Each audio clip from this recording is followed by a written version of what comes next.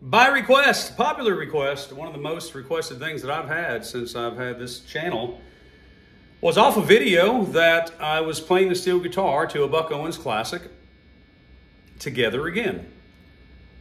And in trying to play the steel guitar, of which I was showing the guitar that both Uncle Don, Mr. Helms, and I owned, after I got done making the video of playing it on the steel to the best that I could, I broke a string on it. And when I did, I still had the loop. So I grabbed the double bender. I had just gotten the double bender maybe a week or two since that I'd had it. And I got it back from Mr. Glaser. Now, the original version of this guitar had a different neck on it. And since then, I put this neck on it last year, about this time last year. And I've been working slowly on it because I've been playing those wonderful BG benders. And I got away from using the double as much. But with that said, recently I've put it back in my hands. And I thought, let me go back and watch that video to see what I did, because I truly was making it up as I went along. I had never worked on it before and haven't worked on it since. And today is the first moments I'm trying to wrap my mind around the demonstration of showing you how to use a double bender for that classic Buck Owens song. Now, the bends will be on the G and or the B. And I don't think there's a moment that I'm doing both at the same time. I'm pretty sure that's not, but I've got to turn around in the key of C. This is what the song's in the key of C. So the turnaround is going to start on the C chord, or the 1 chord. It's going to go down to the 5, and then we'll be into the song. I'm going to sing it for you, just so you all know where we're at, and I'll try to do some type of Frankenstein turnaround for you for the intro. Now, none of this is exact. It's kind of close, but you'll get the point. And the whole point of this is just to kind of talk while I'm doing it about what string I'm about to bend, so you can kind of just focus in a little bit and see what I'm doing. The bender, if you see me going down, that's a B bend. If you see me pushing away, that's the G.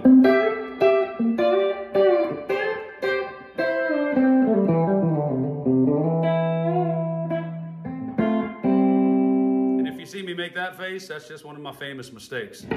Okay, so here comes that turnaround. Let's see if we can do this for you. Hope you enjoy it. I'll talk you through what I can.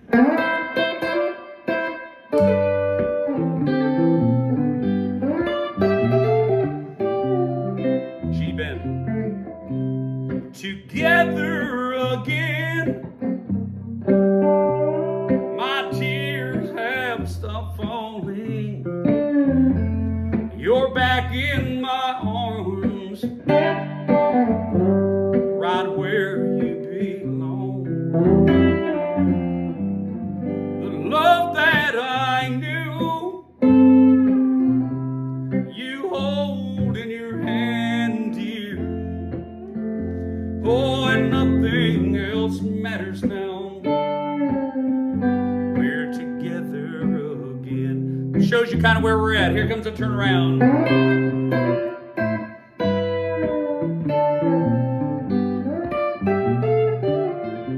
Those were G bends. And here we go. These will be B bends.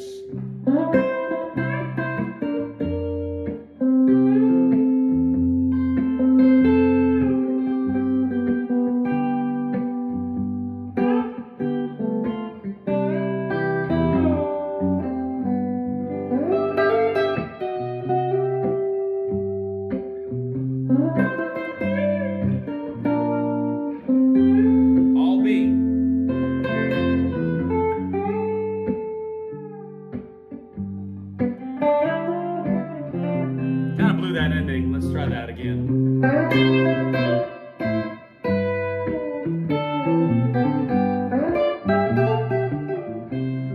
Woo, here we go. These will be G bends.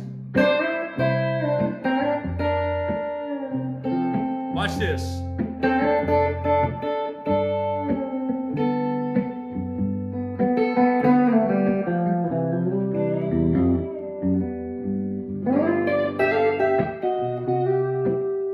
G bends.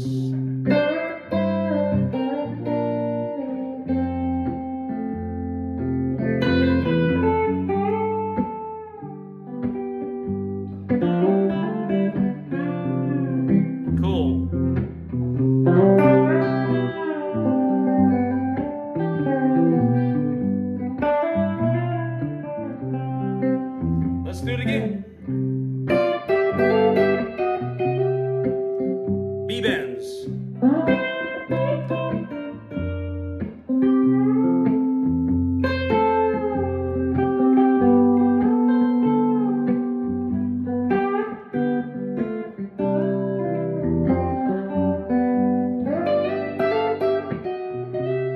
Let's utilize those G bends.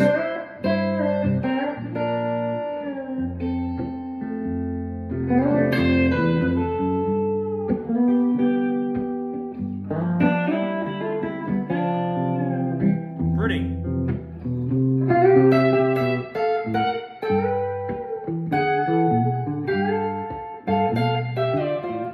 Last time, here we go.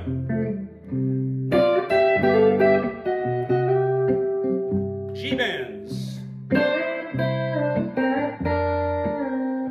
Cool move right here. Release.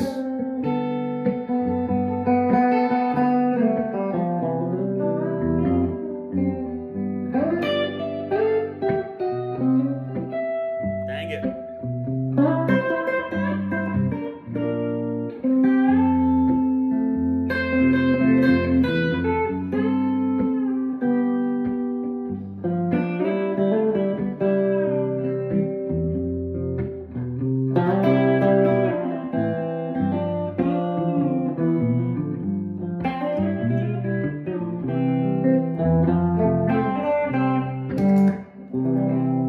Okay, well, as you can see, there's a couple different varieties of things that you can do right there. You could really do this song, keep in mind, you can do it without a bender, right? And just figure out how to make the bends with your hand. There's a lot of ways you can do that. Matter of fact, I'll tell you what, let's just try it. No bends, ready? No bends that I'm going to use the mechanism. We'll do the bends with the hands.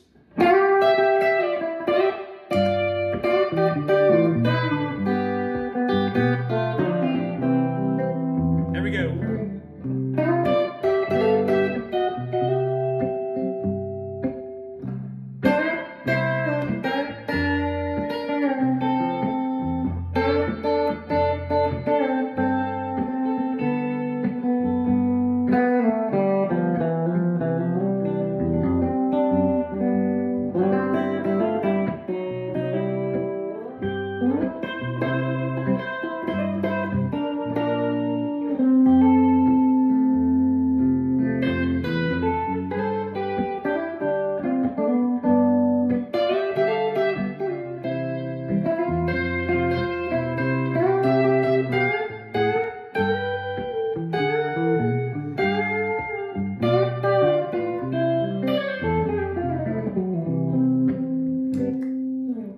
Every bit of that's pretty rough, but you get the general idea. If you were going to refine, if you're going to fine tune it and really get it under your hands the way that you wanted to have something unique in the demonstration or your effort, whether you're using no bender mechanism, pretty stuff you can surely get under your fingers to get that steel guitar stuff. One of the signature things is when it goes down to that 4 chord,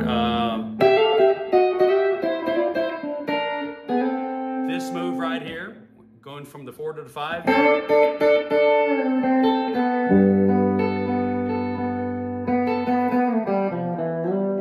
That was one of the signature sounds within that song on that steel guitar. Just great stuff. It could surely be a dominant B bender song if you wanted to.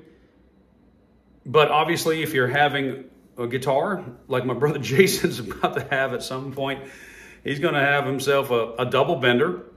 And I know Guitars for Everyone has that cool Brent Mason guitar, which has the B or the G. Now you have to pick one. And I'm sure, Brother Guitars Everyone, you let me know. I think you have it as set up as a B. But regardless, just a great song to try to emulate and imitate steel guitar bends. And if you're into that old twangy country stuff, is there simply anything better? I love that old twang stuff, obviously. You know, it's in my blood, and I know that a lot of you beautiful folks that listen to my efforts, I know Brother Jason, you know, we're talking about honky tonk pickers. Guitars for Everyone, Guitar Everyone, and I apologize, I'm messing the name up.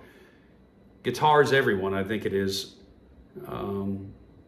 His channel is just awesome, man. It's just, please go check it out. And I apologize for saying it wrong. I think it's Guitars Everyone, or maybe Guitars for Everyone. I'm so sorry that I'm not saying it right. This is coming to me right this second, and I don't want to say I'm bad with names. I just need to get better educated with my fellow YouTubers out there. And I went and checked this channel out the other day, and just fabulous stuff. Really well, extremely refined stuff, excellent stuff, and just takes me back down the road in my mental memories.